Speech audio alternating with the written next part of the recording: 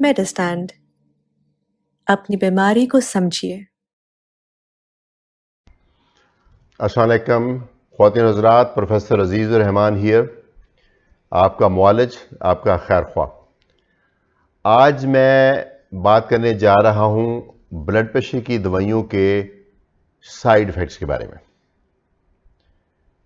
अच्छा, इस बात में कोई दूसरी राय नहीं है कि तमाम अद्वियात के साइड इफ़ेक्ट्स होते हैं। हम लोग इस बात को फुली समझते हैं कि अद्वियात जितनी भी हैं, चूँकि वो बॉडी का हिस्सा नहीं है, खुराक का हिस्सा नहीं है, इसलिए जब बॉडी में जाएंगे तो कुछ न कुछ उसके साइड इफ़ेक्ट्स होते हैं। लेकिन ये भी हमें पता है कि ब्लड प्रेशर को कंट्रोल ना करना बहुत ही ख़तरनाक है, जबकि उसके मुकाबले में दवाइयों के साइड इफ़ेक्ट्स जो हैं उनको बर्दाश्त करना निस्बतन आसान है। यकीनन कई दफ़ा ऐसा साइड इफ़ेक्ट आ जाता है, उसका फिर यकीनन दवाई बंद करना ही हल है। लेकिन अक्सर साइड इफ़ेक्ट्स ऐसे भी होते हैं, अगर आप उसको थोड़ा सा टाइम दें तो वो टाइम के साथ सेटल हो जाते होते हैं। तो ये एक रियलिटी है। आपको जब भी दवाई दी जाएगी, डॉक्टर की इंटेंशन ये है कि आपको वो बहुत फ़ायदा देगी, लेकिन इस बात की गारंटी नहीं दी जा सकती। इस बात को आप समझेंगे, इस रिस्क को आप एक्सेप्ट करेंगे कि साइड इफ़ेक्ट हो सकते हैं। और यकीन माने, ये भी एक फैक्ट है कि अक्सर दवाई देने से पहले नहीं पता चलता कि आपको ये साइड इफ़ेक्ट होगा। हमें उसके सारे साइड इफ़ेक्ट्स तो पता है कि इस दवाई के ये साइड इफ़ेक्ट्स मुमकिन हैं, लेकिन साइड इफ़ेक्ट होता है किसी 200-400 बंदे में से किसी एक को, बाकी सबको सिर्फ फ़ायदा ही होता है। तो इसका मतलब है कि इतना रिस्क हमें लेना पड़ता है। जैसे आप गाड़ी लेके सड़क पे निकलते हैं तो एक्सीडेंट का रिस्क तो है, लेकिन इसके बावजूद आप निकलते हैं क्योंकि आप किसी काम से, किसी मकसद से निकलते हैं। उसके साथ जो बहुत थोड़ा सा रिस्क है एक्सीडेंट होने का, वो आपने एक्सेप्ट कर लिया हुआ है। तो साइड इफेक्ट को एक्सेप्ट करना होता है। मोस्टली जो साइड इफेक्ट्स हैं दवाइयों के, वो यूं ही दवाई की डोज कम करते हैं या बदलते हैं तो खत्म हो जाते हैं। ये भी यकीन रखिए कि ऐसा नहीं होता कि अगर साइड इफेक्ट हो गया है तो अब पक्का ही हो जाएगा, ऐसा नहीं होता। खास तौर पे गुर्दों के हवाले से, हमारे लोग गुर्दों के हवाले से बहुत सेंसिटिव हैं।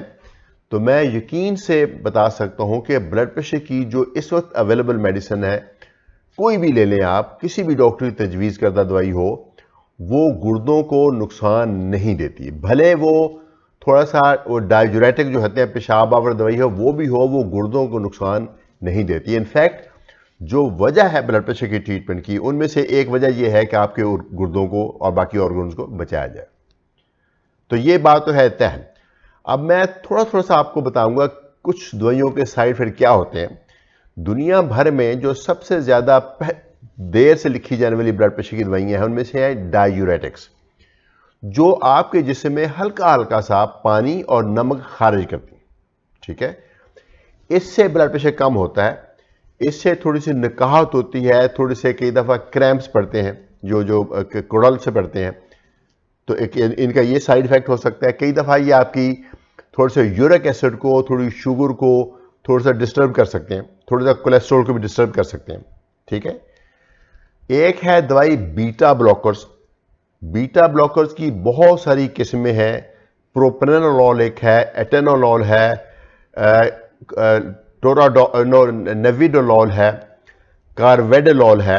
इस तरह की दवाइयाँ हैं। लेबिटोलॉल है। ये दवाइयाँ ब्लड प्रेशर की दवाइयाँ हैं मुख्तलिफ। मुझे नहीं पता आपको मैं ये टेक्निकल नाम बताने चाहिए कि जानना चाहिए, लेकिन इसमें बड़ी एवोल्यूशन आई है।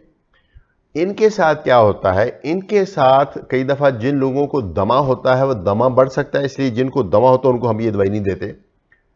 दूसरा, इससे हार्ट रेट थोड़ा सा कम होता है। कई दफ़ा इससे मर्दों में थोड़ी सी जिनसी कमज़ोरी आ सकती है। तो ये अद्वियात के बारे में बहुत सेंसिटिव हैं, सोच समझ के देते हैं, लेकिन ये इनके पॉसिबल साइड इफ़ेक्ट है। लेकिन इनके कुछ फ़ायदे भी हैं बहुत ज़्यादा। जिनको दिल की तकलीफ है उनके लिए बहुत फ़ायदेमंद है। फिर एक दवाई का एक पूरी फैमिली का नाम है S inhibitors, angiotensin converting enzyme inhibitors. ये दवाई क्या करती है कि हमारे जिस्म में एक चीज़ है एंजियोटेंसिन, जो कि उसको खून की नलियों को जकड़ती है, उसके बनने में रुकावट बनती है, तो वो उसका लेवल कम हो जाता है। तो उसकी वजह से कुछ लोगों को खांसी लगती है, और ये साइड इफेक्ट ऐसा है जो कि हम दवाई देने से पहले नहीं बता सकते। अगर आपको इस दवाई के बाद गले में कॉन्स्टेंट सी खरखरी सी लगती है और ड्राई सी कॉफ लग गई है, तो इसका मतलब है कि ये दवाई आपको सूट नहीं की। यूं ही आप अपने डॉक्टर को बताएंगे कि इस तरह से हो रहा है, तो वो फौरी तौर पे जज कर लेगा कि यस ये इस दवाई का असर है, तो उसको बदल देगा। तो कोई परेशानी की बात नहीं, सिर्फ आपने अपने डॉक्टर से मिलना है दोबारा और कहना है कि ये मुझे दवाई खांसी कर रही है। इसी तरीके से इसी दवाई से कई दफ़ा एलर्जी भी हो जाती है, किसी भी दवाई से एलर्जी हो सकती है।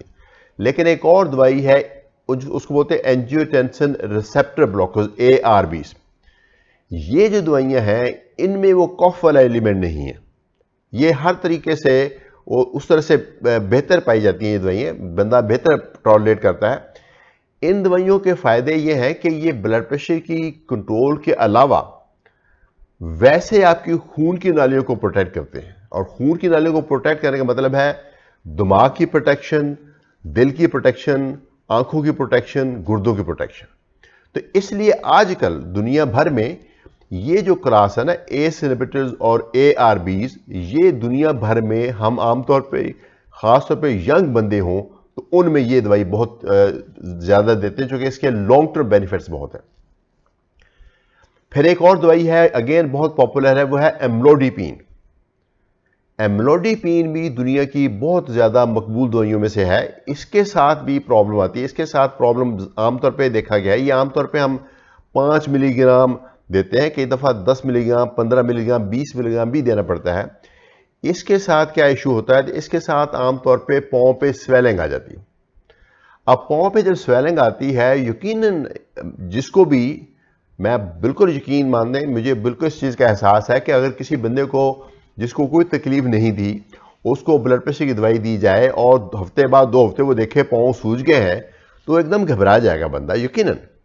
लेकिन प्लीज़ परेशान मत हो, इस दवाई का भी आप अपने डॉक्टर को बताएं। अगर वो साइड इफेक्ट आपको हुआ है तो वो फौरी तौर पे उसकी डोज कम करेंगे या इसको किसी और दवाई से बदलेंगे, और वो इस उम्मीद के साथ कि आपको नई दवाई सूट कर जाएगी। लेकिन उसके साथ भी इशू हो सकता है। ये थोड़ा सा इनिशियल 1-2 महीने में हमें थोड़ा सा हिट एंड ट्रायल करना पड़ता है, देख के कि ये कौन सी दवाई बेस्ट रहेगी। हमारे जहन में एक प्रॉपर प्लान होता है कि आपको ये दवाई देंगे तो ये फ़ायदा होगा, लेकिन अगर साइड इफ़ेक्ट्स आ गए तो फिर हमें वो चेंज करना पड़ता है, फिर हमें सेकंड बेस्ट, थर्ड बेस्ट इस तरह से जाना पड़ता है। कई दफ़ा हमने देखा कि किसी दवाई का साइड इफ़ेक्ट है, दूसरी का और साइड इफ़ेक्ट है, जब हम कंबाइन करते हैं तो दोनों के साइड इफ़ेक्ट कैंसिल हो जाते हैं। यानी ये इंटरेस्टिंग बात है, आपको लगेगी कि 2 दवाइयाँ देने से साइड इफ़ेक्ट ऐड अप होने की बजाय वो एक दूसरे का साइड इफ़ेक्ट कैंसिल कर देते हैं। मसलन सपोज एक दवाई का अगर बैड इफेक्ट ये है कि वो आपके पोटेशियम को कम करता है, तो दूसरी दवाई का जो बैड इफेक्ट है वो पोटेशियम को बढ़ाता है। तो जब दोनों कंबाइन कर देंगे तो ब्लड प्रेशर जो कम करने का असर तो दोनों का ऐड अप हो गया, लेकिन पोटेशियम के ऊपर जो असर था वो दोनों का कैंसिल हो गया, तो आपका पोटेशियम ठीक रह गया। तो इस तरीके से हम आमतौर पे थोड़ा सा प्ले करते हैं।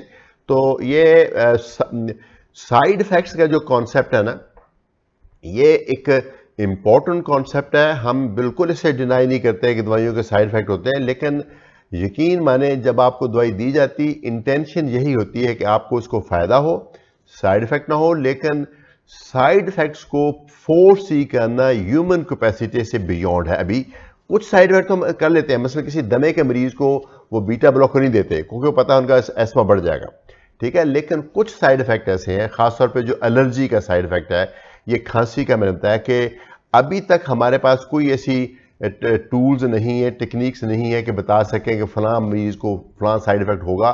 इसलिए थोड़ा सा रिस्क आपको एक बिगर गेन के लिए, एक ग्रेटर गेन के लिए, एक दवाइयों से फ़ायदा उठाने के लिए आपको एक्सेप्ट करना पड़ेगा, इस यकीन के साथ कि जो भी साइड इफेक्ट दवाइयों को होते हैं ब्लड प्रेशर के, यूं ही दवाई कम की जाए या बंद की जाए, वो साइड इफ़ेक्ट्स ख़त्म हो जाते हैं, परमानेंट डैमेज नहीं होता।